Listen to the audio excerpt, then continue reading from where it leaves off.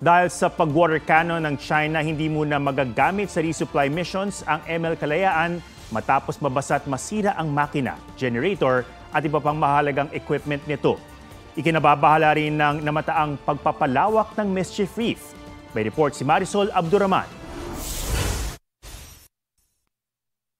Nabasag na nga ang bintana, nasira pa ang makina kaya tumirik.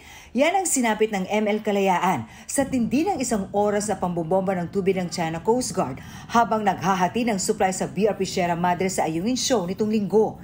Ayon sa AFP Western Command, nabasa ang console at electronic system. Nasira rin ang pinakamahalagang bahagi nito na ginagamit sa navigation. Nasira rin po yung power generators ng boat natin plus the main propulsion engine, ma'am, yung mismong nagpapatakbo ng ML Kalayaan. Pinasok din po ng tubig yung engine room, kaya nag-flood po dun sa engine room. Nabasa rin daw ang mga pagkaing ihahatid sana sa mga sundalo natin sa BRP Sierra Madre. Naminigro pa ang buhay ng ating mga tropa sa bangka. That boat could have sunk kung nagtuloy-tuloy po yung flooding dun sa engine room ng ML Kalayaan. Ang masaklap pa, nawalan ang munisipalidad ng Kalayaan ng bangkang magagamit sa sarili nilang pangangailangan. Isinasailalim na ang ML Kalayaan sa masusing damage assessment. Repair at refitting ng mga eksperto sa Naval Shipyard, isinaalang-alang din daw ng gobyerno kung sisingilin ang China sa idinulot nitong pinsala. Bukod sa ML Kalayaan, binomba rin ng tubig ang Uniza May 1, kung saan nakasakay noon si AFP Chief of Staff General Romeo Browner.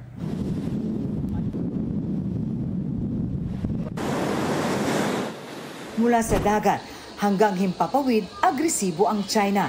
Habang nagsasagawa ng aerial survey ang BFAR kahapon, 4 na beses silang pinaputukan ng red flare na puwersa ng China na nasa Mischief Reef.